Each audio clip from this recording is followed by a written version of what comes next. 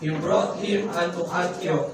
And it came to pass that a whole year they assembled themselves with the church, and taught much people, and the disciples were called Christians first in Antioch. So, take note the word Christians. Okay, yan ang pag-aaralan natin ngayon.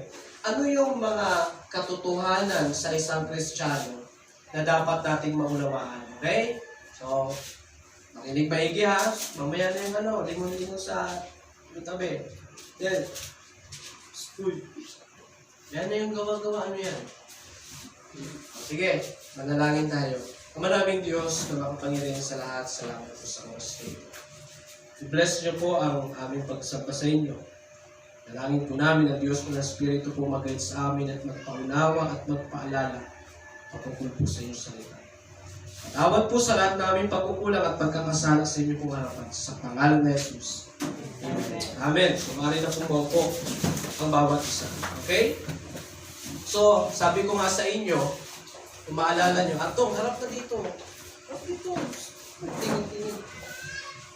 Ron, huwag lang tumingin sa iba. Then, palalabasin ko pag maingay ha. Sige. Focus lang tayo sa pakikinig kasi respeto natin sa salita ng Diyos. Okay? Ngayon, sabi ng Biblia, anong verse tuloy tayo? Verse 26. Sabi dyan, and the disciples were called Christians first in Antioch. So, narinig nyo na to. Ano nga pag sinabing Christians? Sa Tagalog, Kristiyano. Ibig sabihin, tagasunod ni Kristo. Tama? Tagasunod tayo, followers of Christ. Simula nung tumanggap ka sa Panginoon, syempre, ligtas ka na. Anak na tayo ng Diyos. So, meron tayong relasyon sa Diyos. Ama natin siya, tayo yung kanyang anak. At meron din tayong responsibilidad. Anong responsibilidad natin sa Diyos? Sumunod. At ang Diyos, ganun din, merong responsibilidad sa atin. So, napakahirap para sa, kumbaga, ganito, pag merong gusto tayo na hingiin sa Diyos, pero hindi maibigay-bigay ng Diyos, alam niyo kung bakit? Kasi hindi tayo masunurin. Tama? So, ganun din sa magulang yan di ba, Atong? Pag ikaw, humihingi ka ng pera sa magulang, pero minsan ayaw kang bigyan. Bakit? Hindi tayo masunurin. Tama ba? So, ganun din yan sa Diyos. Di ba? Pero kapag masunurin ka, Atong, talagang kahit na humingi ka ng 50, baka 100 pa ibigay, no? Kasi masunurin. Nasubukan nyo na ba yung mga bata? Tayo di ba nakasubok na ng gano'n? Maluwag sa magulang ang magbigay kapag ang anak ay masunurin. Alam nyo, gano'n din po yan sa Diyos. Amen? Pag tayo masunurin, talagang pagpapalain tayo ng Panginoon. Okay? So tayo po, tinawag tayong mga Kristiyano. Simula nung naligtas ka, Kristiyano ka na. Kaya nga, ang bunga ng kaligtasan, tandaan nyo, ano nga yung unang bunga ng kaligtasan? Ha? Unang bunga ng kaligtasan ay good works, mabubuting gawa. Kaya isa sa palatandaan na talagang Kristiyano tayo, yung good works. Pero tandaan nyo, ang good works, hindi yan nakakaligtas. Amen? Amen. Hindi tayo maliligtas. Hindi tayo pupunta sa langit dahil sa kabaitan natin. Okay? Amen. Kaya tayo pupunta sa langit dahil saan? Dahil saan? Nanampalataya tayo at tumanggap na tayo sa Panginoon. Tumanggap na ba kayo sa Panginoon? Amen. Tumanggap na ba tayo? Amen. So, amen. Tumanggap tayo sa Panginoon. So, ibig sabihin, sa langit na tayo pupunta. Hindi doon nagtapos. At ang bunga ng kaligtasan ay ang mabubuting gawa. Kaya tayo mga Kristiyano, kalooban ng Diyos na gumawa tayo ng mabuti. Amen? Kung dati, hindi ka nagsisimba, kasi hindi ka Kristiyano eh. Ngayong Kristiyano ka na, ligtas ka na, dapat nagsisimba ka na. Amen? Kaya kayo nandito sa church. Di ba dati, pag linggo, anong ginagawa niyo? Kaiga. Pag linggo, namamasyal, di ba? Lalo na pag December, siguro nandiyan kayo sa bayan, namamasyal. Ano pa, yung iba, siguro, barkada. Yung iba siguro, laro sa cellphone. Yung iba siguro, tambay. No? Halos lahat ba kayo pag linggo hindi nagsisimba? Sino nagsisimba pag linggo dito? Saan kayo nagsisimba ng dati? Katoliko. Ikaw, saan? Ikaw, Ijan. Sa bayan. Bukod sa kanila, meron, sino pa? Ay, sa ano ka, di ba? Methodist, di ba? O bukod sa kanila, meron pa ba? So, yung ibig sabihin yung iba sa inyo, nasa bahay lang, di ba? Paglinggo. Minsan naman, ang linggo, ginagawang rest day, pahinga. Or minsan, laba day, di ba? Pag walang pasok ng linggo, lalaba. Hindi tayo Kristiyano noon, tama? Pero, tingnan nyo, ngayong Kristiyano na tayo, iba na. Imbes na maglalaba ka sa Sunday. Hindi. I-stop mo muna. Ibig sabihin, pag oras na para sa Panginoon, punta ka sa church. Amen? Amen. Yun ang kaibahan ng Kristiyano sa hindi Kristiyano.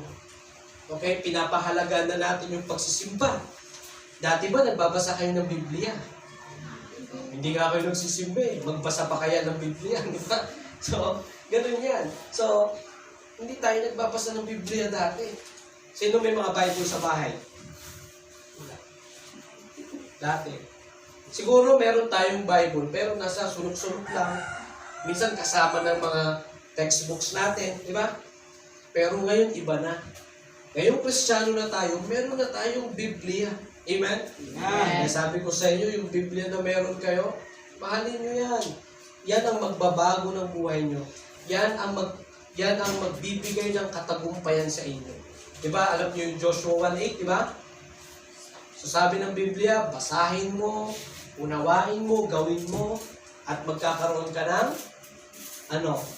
good success sa buhay. Amen? Amen. So ganun po ang Kristiyano. Ngayon, sunod tayo sa ating lesson. Ano yung mga katotohanan, or ang title, The Realities in Christian Life that we need to understand. Okay? Sa Tagalog, ano ba yung mga katotohanan sa buhay Kristiyano? Buhay natin bilang Kristiyano na dapat nating maunawaan. Okay? Ano ba yon? Una, tandaan nyo Kristiyano na ba tayo? Amen. Anong Kristiyano na dito? Amen. Basta tumanggap ka sa Panginoon, Kristiyano ka na. Okay, tandaan nyo makinig. Ito yung unang katotohanan sa isang Kristiyano na dapat mong malaman. Number 1, only spiritual Christians can understand spiritual things of God. Ulitin ko only spiritual Christians can understand spiritual things of God. Sa Tagalog, ano yun? Yung mga spiritual na Kristiyano lamang ang nakakaunawa sa mga spiritual na bagay ng Diyos. Amen? So, kasi alam nyo, maraming Kristiyano, pero hindi spiritual. Tama? Ano ba pag sinabing spiritual? Ano ba ang bunga ng spiritual? Di ba? Love, joy, peace. Di ba nakalagay sa Galatians chapter 5? Tapos sumunod doon yung bunga ng laman. Tama? So, tandaan nyo noong naging Kristiyano ka na, so dahil Kristiyano, mamaya na at lingon-lingon sa ano ba ginagawa nyo? Bakit? Mamaya na. Kinig muna dito. Kayo, harap dito. Kasi nadi-distract ako Tama? Mahirap magturo kapag may mga gumagalaw-galaw. Focus kayo sa pakikinig. Para paglabas, may matutunan. No? So, ganun tayo dito sa church. Pag sa Katoliko hayaan lang kayo dyan. Pero dito hindi, sisitahin talaga. Okay? So, spiritual Christians. Bakit spiritual Christians? Kasi sabi ko nga sa inyo, may mga Kristiyano kasi na hindi spiritual. Halimbawa, Pastor, paano ba maging spiritual? Di ba simple lang? Magbasa ng Biblia, manalangin, magsimba. Ngayon, anong kalaban ng spiritual? Anong kalaban ng spiritual? Yung carnal. Di ba? Kaya nga, di ba, nung nakarang lesson natin, merong 3 isip ang tao. Ano yung una? Natural mind. Ibig sabihin niya, yung utak unsaved. Yan yung utak na iniisip niya lagi, puro makalaman, hindi paglilingkod sa Panginoon. Tapos pangalawa, yung carnal mind. Yung carnal mind, ito naman yung mga Kristiyano na, pero ang isip pa rin nila, puro makalaman. Tumanggap na sila sa Panginoon, pero yung buhay nila, ganun at ganun pa rin. And then yung pangatlo, yung spiritual mind. Ito yung mga Kristiyano na talagang matapat na sumusunod sa gawain, sa kalooban, at sa kagustuhan ng Diyos. Amen? So saan ka doon? Saan ka? Natural mind, spiritual mind, or carnal mind? Kumbaga sa dalawa, spiritual Christian o carnal Christian. Saan ka doon? Siyempre, spiritual Christians. Tama? At alam nyo, kapag spiritual tayo, alam nyo ba na mas mauunawaan nyo yung mga bagay na pagmamay-ari ng Diyos. Kasi alam nyo, pag spiritual ka, yung mga spiritual things na pagmamay-ari ng Diyos, talagang mauunawaan mo yan. Pero pag carnal ka, hindi mo mauunawaan yan. Kahit anong, kaya nga tignan nyo yung mga may mga unsaved na pag nagbasa ng Biblia, hindi nila maunawaan anong ibig sabihin. Pero tayo mga Kristiyano, di ba? Pag nagbasa tayo ng Biblia, nauunawaan natin. Tama? May mga ilan na medyo malalim. Pero mabilis natin maunawaan. Bakit? Kasi spiritual tayo. Di ba? Ulitin ko, paano nga maging spiritual? Magbasa ng Biblia, manalangin, at magsimba. Okay? Kasi sinabi ng Biblia, dapat tayo ay maging spiritual. Okay? Para mas maunawaan natin yung sitwasyon natin bilang Kristiyano, yung salita ng Diyos. Huwag na yung maging carnal tayo. Huwag na yun. Dapat spiritual tayo lagi. Kaya minsan parang ang gulo ng Kristiyano ka na, pero parang ang gulo ng buhay mo. Bakit? Kasi baka namumuhay ka sa carnal. Baka carnal Christian ka. So wag din hati. Pag nasa church ka, spiritual Christian ka. Paglabas mo, carnal Christian ka. Hindi ganun. Tama? Hindi tayo pagpapalain ng Panginoon pag gano'n. So gusto ng Panginoon na maging spiritual tayo. At ito ang katotohanan na pag spiritual ka, mauunawaan mo yung mga spiritual na bagay na pagmamayari ng Diyos. Okay? Amen? Amen. Maunawaan mo yung kalooban ng Diyos. Una, maunawaan mo yung doktrina. Pag sinabing doktrina, mga katuruan. Lahat ng naririnig nyo dito sa church, tuwing nagsisimba kayo, narinig nyo dito sa pulpito, yan ay mga doktrina. Amen? Amen. So yan ay nauunawaan mo. Kasi, ang trabaho ng Holy Spirit, ipaunawa niya sa atin. Okay? Ang trabaho ng Holy Spirit, nag-work sa atin para maunawaan natin. Pero pag carnal ka, di ba, sabi nga, di ba, pag carnal ka, gumagawa ka ng kasalanan, yung Holy Spirit na nasa puso natin, anong nararamdaman niya? Nalulungkot or nagigrieve. Kaya nga sabi ng Biblia, and grieve not the Holy Spirit. So, kung ikaw ay gumagawa ng kasalanan at naramdaman mo na parang nakukonsensya ka, diba nasubukan niyo na yan? Na pag gumawa kayo ng kasalanan, Kristiyano na kayo, nakukonsensya ka, ang bigat sa damdamin. Kasi yun ang trabaho ng Holy Spirit, konsensyahin ka at ipaalala sa'yo mali yung ginawa mo. Kaya dapat humingi ka ng tawad sa taong ginawa mo ng masama. Humingi ka ng tawad sa Diyos. Yun ang trabaho ng Banal na Espiritu. Pero, kapag tayo ay nagpatuloy talaga na gumawa ng masama, yung Holy Spirit hindi mag-work sa atin. Hindi siya kilos. Kaya may mga bagay na hindi ka maunawaan. Kasi hindi ipinapaunawa sa ng Holy Spirit. Alam mo kung bakit? Kasi carnal ka. Amen? Carnal tayo. Kaya kahit anong iniisip mo na, ano ba yung purpose na buhay ko dito sa lupa? Ano bang mangyayari sa akin? Hindi mo mauunawaan. Ano ba ang gusto ng Diyos sa akin? Hindi mo maunawaan. Bakit? Kasi carnal tayo Namumuhay pa tayo sa makalaban. Okay? At pag spiritual tayo, mauunawaan natin hindi lang ang doktrina, pangalawa yung kalooban ng Diyos. Pag sinabing kalooban ng Diyos, ibig sabihin ano ang gusto ng Diyos para sa buhay mo. Kaya nga sabi ko sa inyo, kung may pangarap kayo sa buhay nyo, unang gawin nyo, ipanalangin nyo. Amen? Amen. Kung nag-aaral kayo, halimbawa, ang pangarap mo maging teacher.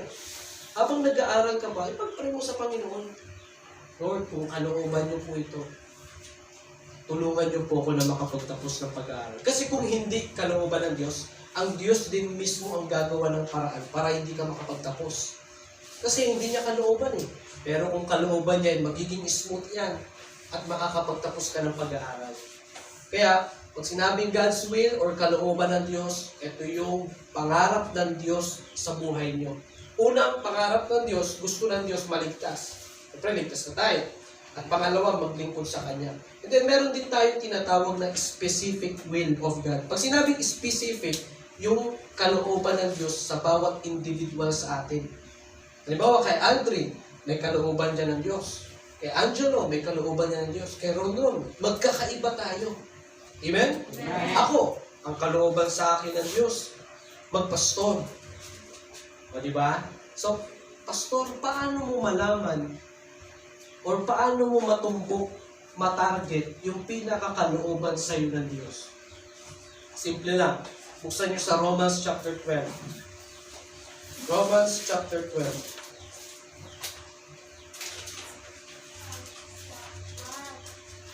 Pero kailangan spiritual tayo ha. Amen? Amen.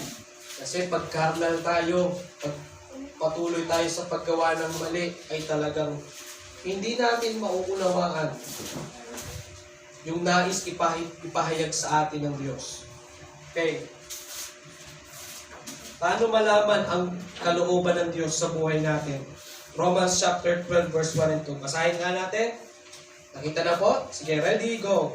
I beseech you therefore, brethren, by the mercies of God, that ye present your bodies a living sacrifice, holy, acceptable unto God, which is your reasonable service. And be not conformed to this world, but be ye transformed by the renewing of your mind, that ye may prove what is that good and acceptable and perfect will of God. So nabanggit yung will of God. Tama?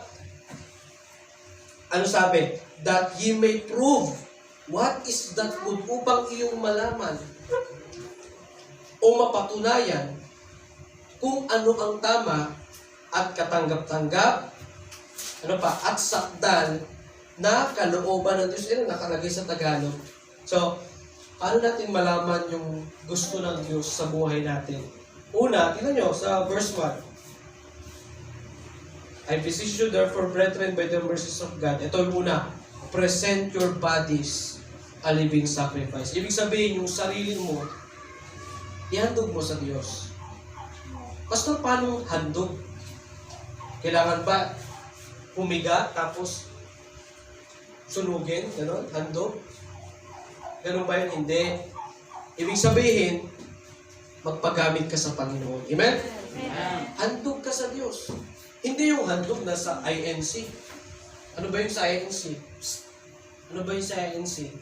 Yung handog na rinig natin, di ba? Ay, handog ako. No, hindi yung tunay na handog. Ang tunay na handog ay yung nagpapagamit ka sa Panginoon. Amen? Amen. So yun yung sinasabi ng Biblia na present your bodies. Di ba? Present. Kaya nga yung pagpunta nyo dito sa church, yan po ay paraan ng pagpepresenta ng katawan sa Panginoon. Ibig sabihin, pumupunta ka dito sa church at pinipresent mo yung sarili mo, sinasabi mo sa Panginoon, ito po ako, maglilingkod ako sa inyo. Amen? Amen. Pagpipresent, kaya nga sa pagdating sa pagpipresent, kailangan maayos. Diba? Halimbawa sa school, pag may presentation kayo doon, nakapambahay ka lang ba? Ha? Hindi, di ba? Anong gagawin mo pag may presentation kayo doon? Siyempre, gabi pa lang, magre-ready ka na. Yung uniform mo, maayos. Or di ba, minsan may mga costume pa yan. Pagdating sa mga reporting, may presentation ka, so dapat maayos ka. Amen? Amen. Kaya nga dito, pagpunta nyo sa church, pinapresenta nyo yung sarili nyo, kaya maayos tayo. Kaya sa mga boys, naka-long sleeve, nakabarong, sa mga girls, mga nakapalga, nakapangsimba talaga. Bakit? Kasi pag presenta natin yung sarili natin sa Diyos, para hindi nakakahiya. Amen? Amen. Ikaw nga, ipatawag ka ng presidente, tapos ipresenta mo yung sarili mo sa harapan ng presidente, tapos naka-ano ka lang, nakapang bahay ka lang, na damit. So, di ba, hiyang-hiya ka nun? Nakakaya sa presidente. Pero sa atin, mas mataas ang Diyos kaysa sa presidente. Amen? Kaya, sa pagpipresent ng ating sarili sa Panginoon, ibigay natin yung the best natin. Amen? The best pagdating sa ating pagkanta. Diba, umaawit tayo dito. Ibigay natin yung the best natin. Hindi yung parang pag-awit, parang patay, no? To God be the glory. Parang inaantok, kailangan buhay. Amen? Amen. See the best. At ano pa sabi? Let us present. Isa ito isa to sa paraan para malaman mo kung ano ang gusto ng Diyos sa buhay mo. Ano yung una? Present your bodies a living sacrifice. Pangalawa, holy. Ibig sabihin, maging banal ka. Alam nyo, ang pagiging banal ngayon, tatawanan ka na lang ng tao, no? Lalo na pag magsimba ka, kukutsain ka nila, naku, banal-banalan ka na. Di ba may mga ganun tao? Naku, baka lumagpas ka sa langit yan. Naku, baka yung sungay mo tumama sa pintuan ng simbahan. Narinig nyo na yung mga ganung biro? May mga ganung biro eh. Na yung kabanalan, biro-biro na lang. Sa bagay, mga unsaved yun eh. Tama? Pag mamayari sila ng diablo eh. Pag sila namatay, sa impyerno sila. Pero tayong mga Kristiyano, nauunawaan natin kung ano yung kabanalan. Amen? Pag sinabing kabanalan, ibig sabihin, namumuhay ka ayon sa gusto ng Diyos. Ibig sabihin, sumusunod ka sa utos ng Diyos. At ang ibig sabihin ng kabanalan, ibig sabihin, galit ka sa masama, umiiwas ka sa masama. Ang kalaban naman ng kabanalan is kasalanan eh. Tama? Pag ikaw nagkakasala, namumuhay ka sa kasalanan, meaning hindi ka banal. Pero pag banal ka, ibig sabihin, kung ano yung kasalanan, iiwasan mo yan. Tama? Pag nakakita ka ng kasalanan, iwasan mo yan. Pag nakakita ka ng masama, gagawa ka na dapat ng masama, ay hindi pala. Bakit? Kailangan mamuhay ako ng banal. Tama? Kaya minsan, ayaw ng Diyos, ayaw ipakita ng Diyos sa atin yung kalooban niya kasi hindi tayo namumuhay ng merong kabanalan. Amen? Amen. Tayo, mamuhay tayo ng may kabanalan. Di ba, Ron? Ano may kabanalan. Pastor, paano maging banal? Simple ulit. Ano yung tatlong utos? Pagbabasa ng Biblia, pananalangin, pagsisimba. At tandaan nyo, huwag lang tayong maging banal sa kasuotan. No? Alam nyo, pagdating sa labas, pag nakaayos ka, pag tinignan ka ng tao, mukhang banal eh. Tama? Lalo na tayo. Di ba? Mga mukhang banal. Pero pagdating pala sa kilos, hindi pala banal. Di ba? May mga tao, ganito itsura, mukhang banal. Pero maya-maya, yosin na, no? Saan nyo nakakita kayo ng mga gano'n? Banal sa suot, pero sa gawa hindi banal. Kaya tayo kinig ko, hindi lang tayo banal sa kasuotan. Amen? Amen. Dapat pati sa gawa, makita sa atin yung kabanalan. Alam nyo, pag talagang makita sa atin yung kabanalan, makita ng tao, may mga taong sasama sa atin sa church. May mga taong mahihikayat natin na pumunta sa church na kahit na hindi na natin sabihin na tara, punta ka sa church. Halimbawa, paulit-ulit ka na punta ka sa church pero ayaw sumama. I-check mo yung sarili mo. Bakit kaya ayaw sumama ng kaibigan ko? Hindi mo alam kasi nakikita sa buhay mo, no? Na siguro iniisip niya, ay, bakit ako sasama sa church na ito? Pagkatapos nga niya mag-church, inom agad siya ng alak. Pagkatapos niya mag-church, sigarilyo agad siya. Pagkatapos niya mag-church, ML agad. Pagkatapos niya mag-church, kikipag-away agad. Bakit ako sasama? So ganun pa lang, hindi na siya sasama. Pero pag nakitaan tayo ng kabanalan, na talagang sumusunod tayo sa utos ng Diyos, kahit nasa labas tayo, kahit hindi na tayo magsabi sa kanila, basta nakikita sa gawa natin, madadala natin sila. Amen? Amen. Kahit sa mga bahay niyo, may mga kapatid kayo na hindi naglilingkod sa Panginoon. Lagi niyo naman silang ini-invite, pinipilit niyo pero ayaw magsimba.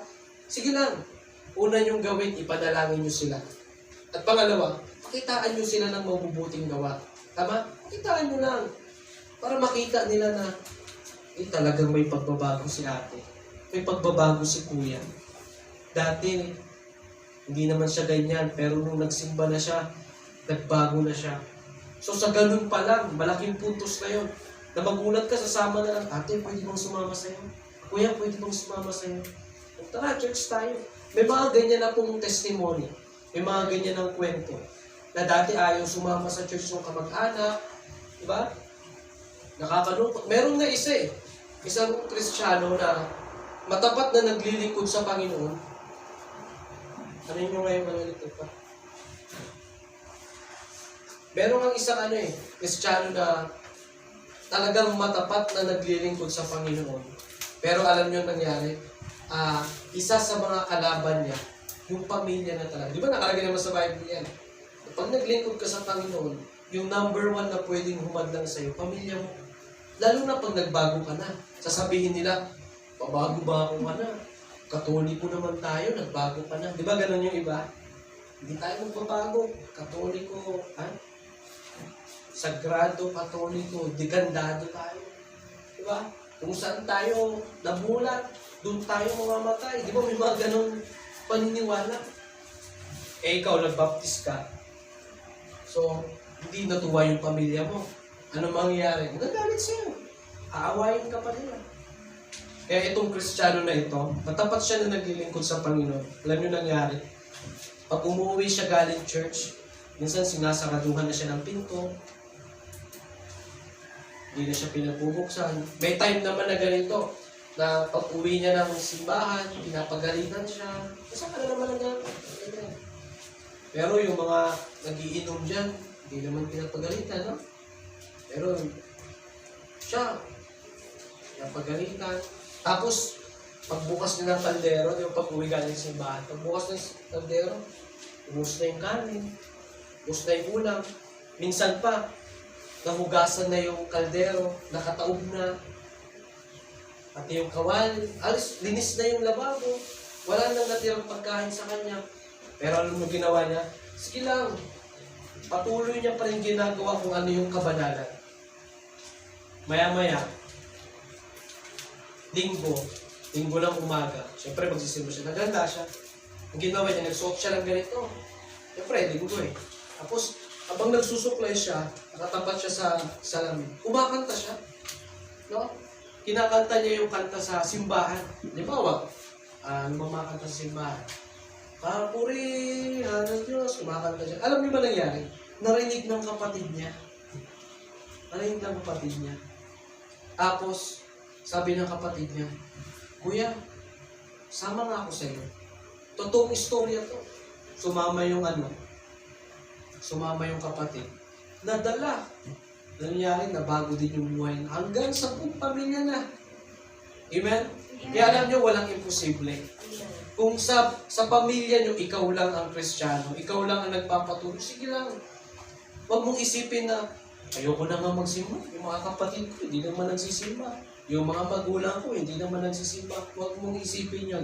Ang isipin mo, magpatuloy ka. Amen? Amen. Dalawa lang yan eh. Ikaw ang madala nila, o sila ang madala mo. Tama? So, paano mo sila madadala? Pag namuhay tayo ng kabanalan, tingnan mo, 100% madadala mo yung mga mahal mo sa buhay. Maaring hindi ngayon, kasi nag-o-observe sila, tama? Kasi tuloy-tuloy mo lang. Mamuhay ka lang ng tama. Mamuhay ka lang ng may kabanalan. Balang araw, makikita nila yan. At, syempre, malalaman mo rin kung ano ang gusto ng Diyos sa buhay mo. Basta mamuhay tayo ng banal. Yung mga kalukuhan, bukasan na natin yan. Mamuhay tayo ng may kabanalan. And then ano pa? Una, present your bodies a living sacrifice. Pangalawa, holy. And then pangatlo, acceptable unto God, which is your reasonable service. Pag sinabing acceptable, ano Tagalog ng acceptable? Katanggap-tanggap.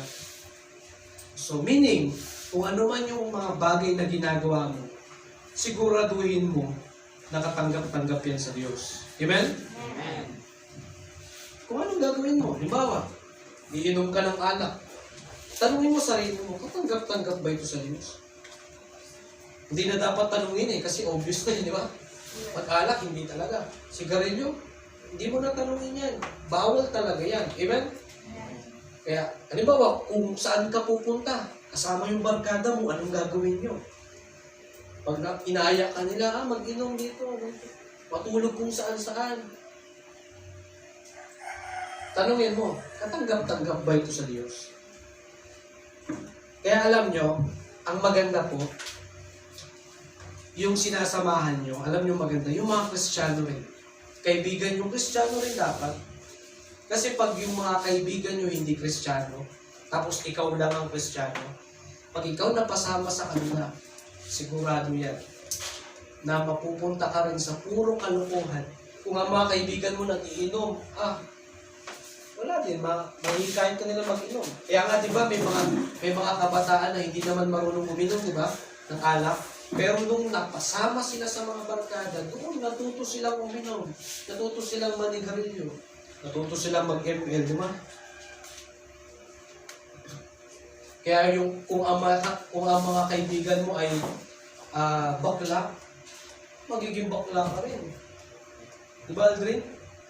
O, di ba? Di ba, Tom, no? Pag ang sinasamahan natin ay mga bakla, magiging bakla ka rin. Pag ang sinasamahan mo ay mahilig sa bike, o, di ba? Magiging bikers ka rin, no? Kahit hindi ka marunong mag-bike, bibili ka ng bike, gusto mong mag-bike. Tapos isang buwan lang yun, pagod ka na, ayaw mo na, sawa na, di ba? Pero bakit ganun? Kasi nainganyo ka, tama? Kaya kayo tayo, lalo sa inyo mga kapatid, piliin nyo kung sino yung mga sasamahan nyo. Amen? Amen. Kapag yung sinasamahan nyo, adik sa ML, markahan mo na yan. Ikesan mo na yan, X. Hindi ko sasamahan yan.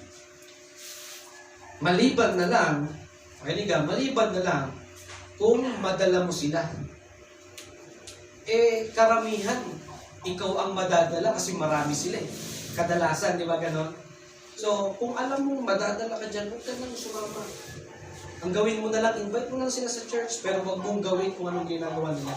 At huwag nyo silang sasamahan pag mali yung ginagawa. Amen? Amen. Pero pag sinabi, kain tayo, tara. May birthday. Punta ka kasi birthday. Kain. Pero pag ML, kita mo sila, addict sa mga ML, sa mga mobile games, magkanmen, hindi ko sasamahan yan. Nakita mo mga kaibigan mo nag-iinom, markahan mo na. Hindi ko sasamahan yan. Tapos ano pa? Kita mo sila naninigarilyo, markahan mo na. Hindi ko sasamahan yan. Amen? Amen. Huwag tayong sumama sa mga tao na dadalhin tayo sa kapahamakan. Alam niyo ang maganda? Tayo ang mga magkakaibigan. Amen? Tayo ang mga kapwa Kristiyano. Kaya kayo dito, sa akin, tayo, gusto ko i-close natin ang bawat isa. Pwede ba yun? Amen. Close natin ang bawat isa. Huwag na kayong humanap ng ibang ka-close nyo sa labas. Tayo dapat ang magkaka-close. Bakit? Tayo yung nag-aaral ng salita ng Diyos. Tayo yung namumuhay ng may kabanalan. Tayo yung tumatayo sa katotohanan. Kung maghahanap ka ng mga kaibigan na magiging close mo, the best dito na sa church. Amen? Amen. Kayong mga Kristiyano, mga kabataan, chat nyo yung bawat isa. Tatala nyo ng mga verses, di ba? Kumustahin, magtanong ka about sa, ayan ang mga ayun ang magandang pag-uusap, no? Pag nagka-chat kayo, ano ba yung memory verse natin sa next Sunday? Ano ba yung mga gagawin sa sa Thanksgiving? Yun ang magandang pag-uusap, no? Hindi yung i-chat mo si diba, i-chat mo si Timothy. Sino nagsabi na pangit daw ako? Chismisan na, no? Hindi tama, no? Kaya maganda. Tayo yung mga magka-close. Amen? Amen. Tapos yung bawat, huwag pili. Huwag pilit. Tama? Huwag pilit. Yung iba, nasa labas, ka-close mo. Pagdating dito sa church, wala kang ka-close. Hindi maganda. Tama? Maganda tayo ang mga magka-close. Amen? At sa pagiging close nyo sa isa't isa, huwag pili. Amen? At huwag naman grupo-grupo. No? See, may ka-close ka dito, babae. Tapos dito, may ka-close ka rin babae. Wala, di ba? Hindi, dapat yung lahat ng babae, pantay-pantay magkaka-close. No? Kasi alam nyo, nakakalungkot sa ibang simbahan na si ganito close niya, tapos si ganito hindi niya close. Pag dumaan yung close niya, papatiin niya. Pag dumaan yung hindi niya ka-close, parang wala na. Di ba? Nawa hindi mangyari dito sa church. Amen? Kaya, halimbawa, sa inyong mga babae, gustong close kayo lahat. Amen? Walang pilit. Ganon din naman sa mga kids. Sino mga bata dito? Huwag mamili dito sa church. Gusto ko close kayo bawat isa. Amen? Pag sinabing close, ano yun? Ha? Sarado? Pag sinabing close, sabihin yung bati ba? Ganon. Kaibigan, bati kayo, di ba? At ganon din naman sa mga boys. Gusto ko maging close din kayo sa isa. Pero wag sobrang close, baka ma-inlove ka na sa ano mo, sa katabi mo, no? Di ba? Hindi, ang ibig kong sabihin, yun nga, yung sino nagsabing bati. Bati nyo ang isa't isa, no?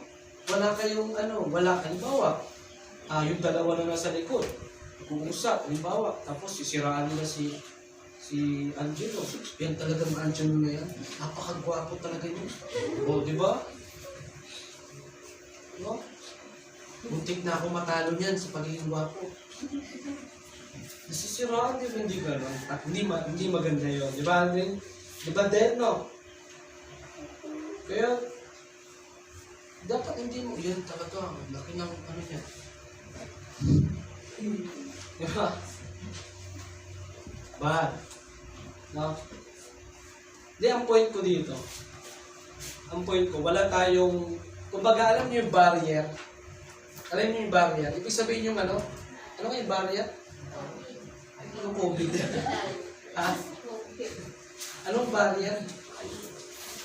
Harang. Tama, harang. Dito sa church, meron tayong gitna dyan. Pero hindi porket may daanan dyan, kayo na lang ang magkakagrupo. Hindi porket may daanan dyan, kayo na lang din ang magkakagrupo. Hindi. Iisa tayo. Amen? Amen. Iisa tayo. At, tandaan nyo, mahirap kapag may kaaway sa loob ng church, no? Pili. Halimbawa, umupo ka dito. Ayoko umupo dyan. Bakit? Nandiyan yung kaaway ko. Dito na lang ako sa dulo. Di maganda. Gusto ko, kung saan kayo makaupo, masaya kayo. Amen? Amen. Close ang bawat isa. Okay? Kaya, ito tandaan nyo, Ron. Amen. Ito tandaan nyo, ako bilang pastor nyo, tapos asawa ko, si Ma'am Jess nyo, nakakalungkot kung mag-aaway-aaway kayo. Amen? Amen. Gusto ko iisa lang tayo. Ha? Alam nyo ba yung iisa? Hindi dalawa. Hindi tatlo. Iisa tayo. Ibig sabihin, close natin ang bawat isa. O, tandaan nyo pag may nalaman ako na nagka-grupo-grupo kayo, magagalit ako. Amen? Pag may nalaman ako na chinichismis na si ganito, chinichismis, magagalit ako. Amen? Amen. Kasi una, kasalanan yun. Okay? Huwag gagawa ng mga ganun-ganun. Gusto ko, close tayo sa isa't isa. Amen? Amen. Kung may tanong, chat niyo ko. Diba? Kaya tama yung ginagawa ng iba, no? Nagtatanong, chat. Ako naman bilang pastor, nakakatuwa. Kasi ibig sabihin, gusto nila na meron pa silang malaman sa salita nila. Diba? Tapos, iwasan nyo rin yung gagawa ng group chat. Okay? Baka mamaya, yung mga babae may sariling group chat, mga lalaki may sariling group chat. Maganon. Yung group chat natin na BBC Tarlac. Yun lang ang group chat natin, ha? Amen? Amen. Ayoko na magkakaroon ng ibang group chat. Okay? Okay ba yun? Amen. Gusto ko, iisa lang tayo dito. Yung group chat natin, yan lang yun. Okay? Tapos, kung meron kayong gustong i-add sa group chat, i-chat nyo ako. Pastor, i-add ko po si ganito. O, titignan ko muna. Diba? Kung sino ba yun. Pag hindi nagsisimba, huwag nyo i-add. Kailangan nyo i-add nyo lang yung mga taga dito. Amen? Amen. Yung mga nagsisimba, mga naglilingkod sa Panginoon. Okay? So, ganun po yan. Kaya, pag tayo ay namuhay ng maayos, may kabanalan, maayos ang presenta natin sa harapan ng Diyos. At ito yung panghuli, and be not conformed to this world. Huwag tayong makiayon sa mundong ito. Amen? Sinabi ko na ito nung nakaraan, di ba? Paano huwag makiayon, pastor? Ibig sabihin, huwag kang gumaya kung ano yung uso sa mundo ito. Sa kasuotan, sa buhok, sa pananalita. Ano ba yung mga pananalita na kamunduhan? Diba? Di mo. Uso din yan ng sanlibutan, di ba? Ano pa? Oh my gosh! Uso din sa mga sanlibutan yan, di ba? Tingnan niyo yung, di ba ano yan? Oh my God yan. Oh my gosh, pinalitan. Nasa Bible yan eh, di ba? Yung kinakanta namin, oh my God, I trust in Thee. Sa Book of Songs pa yan. Let me not, Rob, saan ka pupunta? Ha? Kaya, huwag tayong makiayon sa mundo nito. Amen? Amen. At pag ginawa natin yung mga bagay na yun, ano yun? Acceptable unto God, holy, acceptable, present your bodies a living sacrifice, and be not conformed to this world. Yung apat na yan, alam mo sabi ng Biblia, that ye may prove what is that good. Malalaman nyo kung ano yung mabuti, no? At may puprove nyo kung ano ang mabuti. Yung mga ginawa nyo, yung apat na yon, mabuti yon. At sabi dyan, what is that good and acceptable and perfect will of God. Kaya kung gusto nyo na malaman nyo yung pinakagusto ng Diyos sa buhay nyo, gawin nyo yung apat na yun. Amen? Amen. Amen? Amen. Gawin yung apat na yun. So, isang punto pa lang yung binigay ko, no? Ano yung katotohanan sa buhay Kristiyano na dapat nating malaman? Ano yun? Only spiritual Christians can understand the spiritual things of God. Kaya kung gusto nyo maunawaan lalo ang Biblia, yung iba kasi ganito eh, Pastor, ang lalim, hindi ko maunawaan. Simple lang. Kasi baka karnal ka. Tama? Pero pag namumuhay ka ng Espiritu, mauunawaan mo talaga ang salita ng Diyos. At kapag tinamaan ka sa preaching, hindi ka ma-offend. Tama? Amen? Kasi nauunawaan mo ang salita ng Diyos. Amen? So, yung apat na yun na, Romans chapter 12, verse 1 and verse 2. Okay ba yun? Amen. So, ang ating memory verse next Sunday ay Romans chapter 12 verse 1 and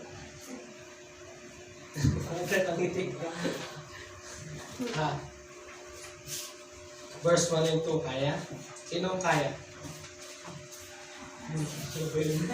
Sinong kaya? Taas kamay. Kaya yan. Amen? Kaya yan. Yung sa school nga yung poem nga mahaba-haba, nakakabisado, di ba? Yan ay salita ng Diyos.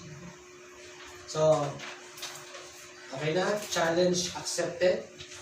Ha? Romans chapter 12, verse 1 and verse 2.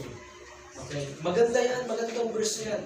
Kasi, sabi ko nga sa inyo, di ba, yung mga memory verse, yan yung nagpapaalala sa atin, di ba? Sabi ko sa inyo, pag Kapag nangihina kayo, ano yung magpapaalala? Ephesians 6:10, finally my brethren, be strong in the Lord.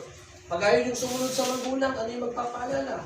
Ephesians 6:1, children obey your parents in the Lord. Pag ayaw nyo magsimba, ano magpapaalala? Hebrews 10:25, di ba? Huwag pababayaan ng sama-samang pagtitipon. Kaya yun yung mga nagpapaalala. Kaya tayo, tignan nyo, makinig. Kapag hindi ka na namuhay ng may kabanalan, ito yung magpapaalala sa'yo. Tama? Romans chapter 3. Pag ikaw nakikiayon ka na sa gusto ng mundo, ito yung magpapaalala. Verse 2, and be not conformed to this world. Amen? Amen. So, bukas sa Sunday, Romans chapter 12, verse 1 and verse 2. Alam niyo, madali lang magkabisado ng verse 8. Yung iba kasi sa inyo, pag nagsabado na, or minsan nga, bago mag-service ng linggo, alam ko, minsan nga, pag kids church, yung iba sa inyo, di ba? Alam nyo ganito, hindi naman masama yun, okay yun. Pero bigyan ko kayo ng tip para mas makabisado nyo, mas mamaster nyo. Bawat araw, maglaan kayo ng kahit 15 minutes. 15 minutes. Halimbawa, 15 minutes, gaano ba katagal yung 15 minutes? O, 15 minutes sa umaga, kabisaduhin mo yung verse 1. 15 minutes sa gabi ng Monday, kabisaduhin mo yung verse 1. Tapos pagdating ng Tuesday, umaga, ano yun yun? 15 minutes. Kasi, mamaya na. Ikaw ulit. 15 minutes sa umaga. Tuesday yon. Verse 1 ulit. Tapos paggabi ng verse 1, Tuesday, 15 minutes ulit. Makakabisado nyo yan. Tapos Wednesday, 15 minutes ng umaga, verse 2 na. Tapos gabi, 15 minutes, verse 2. Kaya pagdating ng Thursday or Friday, naniniwala akong mamamaster nyo yan. Okay? Huwag nyo hintayin na kung kailan papalapit, tsaka dun isang bagsakan. Mahirap, talaga yun, minsan nakakalito. Minsan nga, pag tumayo na kayo, nalilito pa kayo, di ba? Ganun yun, pag isang bagsakan lang yung memorize nyo, nahihirapan kayo. Pero pag hinati-hati nyo kada araw, makakabisado nyo yan. Okay ba yan? Okay ba yan? Ganun ang gawin nyo. Lalo na sa Romans chapter 12 verse. Actually, dati kami, mahirap din sa akin to eh. Ang haba. Pero nung katagalan, wala na lang. Kabisado na. Amen? Amen. Amen po ba? Amen. Amen. So, yung 4 gawin natin yan. Nasa Romans chapter 12 verse 1 and verse 2 yan. Okay po ba yun? Amen. Sige, tayong lahat ay tumayo. Tayo mga dalawin. Wala nang maghahabol ng prayer request. Okay na? Okay na? Huwag kayo. Sulat kayo. Hindi ba siya sumasulat? O sige, kapatay ng video. Tayo manalangin.